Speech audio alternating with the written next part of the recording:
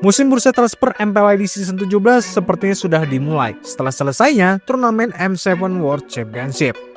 Dan kita juga bisa melihat beberapa tim MPL Indonesia yang sudah melakukan perombakan di dalam tim mereka. Seperti biasa, di balik setiap perubahan tim-tim MPL selalu ada rumor panas yang tentunya cukup menarik untuk kita bahas. Apalagi season 17 disebut-sebut bakal menjadi ajang perang pemain bintang. Tapi kelihatannya season 17 ini akan seru banget guys. Perang bintang. Boleh dibilang perang bintang, tapi kalian nggak bakal nyangka-nyangka deh. Apakah itu benar? Dan siapa saja mereka? So, mari kita bahas. Oke, yang pertama akan kita bahas dari tim RRQ. Ya, setelah kegagalan tim RRQ di turnamen GOF kemarin, akhirnya perubahan besar yang diungkapkan oleh Pak AP benar-benar terjadi. Dan seperti yang kita tahu, di beberapa hari ini RRQ sendiri juga sudah mengumumkan 5 pemain mereka. Seperti Rins, Idok, Toy, dan mantan pemain dari RRQ Kaito Filipina yang bakal berposisi sebagai XP laner. Terakhir ada Ken yang akan berposisi sebagai jungler. Nah, masuknya Ken ke tim RRQ Hoshi tentu menjadi salah satu poin paling menarik gitu ya. Karena kita tahu Ken sendiri sebelumnya bermain untuk tim Cina yaitu tim DFYG sebagai status pemain pinjaman dari tim Bigetron by Vitality. Dan ternyata usut punya usut, berdasarkan aturan terbaru di eSport Mobile Legends Cina, tim-tim Cina ini cuma diperbolehkan memiliki 1 pemain impor. Dan yang lebih menarik, posisi jungler juga sama sekali nggak boleh diisi sama pemain impor. Dan inilah yang kemungkinan besar menjadi alasan kenapa Ken kembali ke tim Indonesia.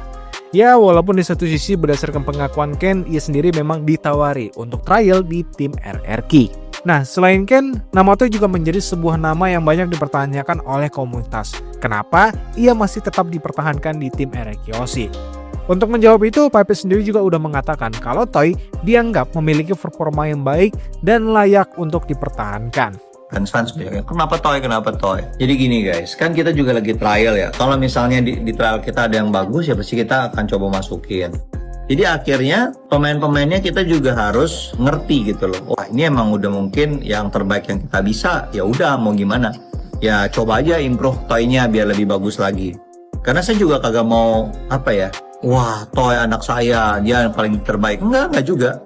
Selanjutnya mungkin yang akan menjadi pertanyaan komunitas saat ini adalah bagaimana nasib pemain lama mereka seperti Dairan dan Susujin ataupun Hazel gitu ya. Karena kan sampai sekarang belum ada pengumuman resmi nih soal ketiga pemain tersebut. Dan menurut gua pribadi, kemungkinan besar ini menurut gua pribadi ya, Dairan ini masih bertahan di tim RRQ. Alasannya simpel gitu, karena RRQ masih butuh opsi di posisi XP laner. Apalagi dengan masukan pemain Filipina atau Sidan sebagai wajah baru, pasti masih ada proses adaptasi, terutama dari segi bahasa atau komunikasi. Jadi ya besar kemungkinan RRQ bakal bawa 2 XP di season 17 ini. Tapi ya sekali lagi, ini cuma asumsi gua pribadi. Terus untuk Susujin, sampai sekarang belum ada pengumuman resmi lah mengenai dia. Tapi berdasarkan rumor yang beredar, Susujin juga disebut-sebut berpotensi merapat ke tim Bigetron by Vitality. Di sisi lain, berdasarkan informasi yang gue dapat juga dari beberapa media, dia juga dirumorkan nggak balik lagi ke MPL karena ia kena PHP gitu ya. Mungkin dia bakal menjadi talent ataupun streamer seperti beberapa pemain sebelumnya. Ya contohnya seperti Clay gitu ya. Jadi ya kita lihat aja lah kelanjutannya. Apakah Susujin ini benar-benar bergabung ke tim Bigetron atau tidak. Sedangkan untuk si Hazel, setelah ada masalah di tim sebelumnya yaitu Airo yang menyangkut gaji pemainnya, sampai-sampai ya tim Airo sendiri juga di-banned permanen gara-gara masalah itu. Dan sampai sekarang gue sendiri juga belum ngedapetin informasi apapun tentang si Hazel.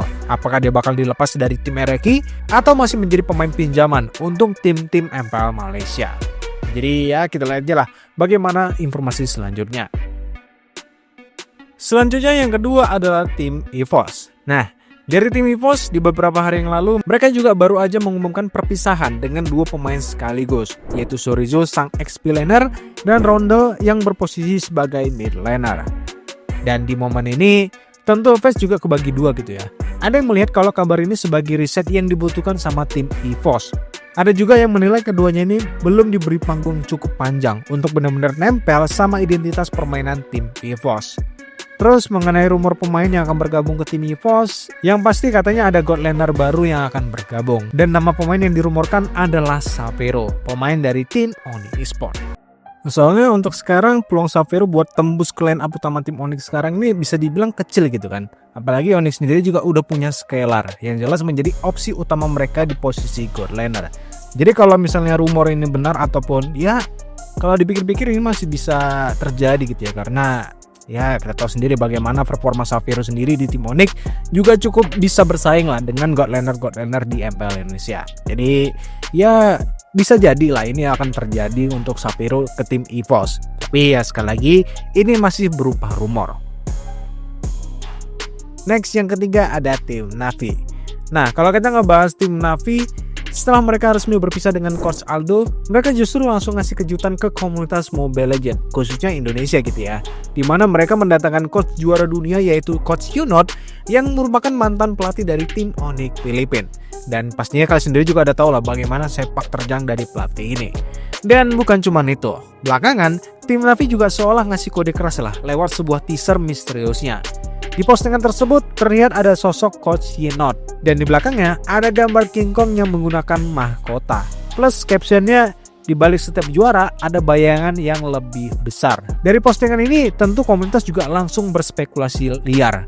Banyak menganggap kalau King Kong yang dimaksud ini adalah King Kong yang merupakan jungler dari tim Onyx Filipina.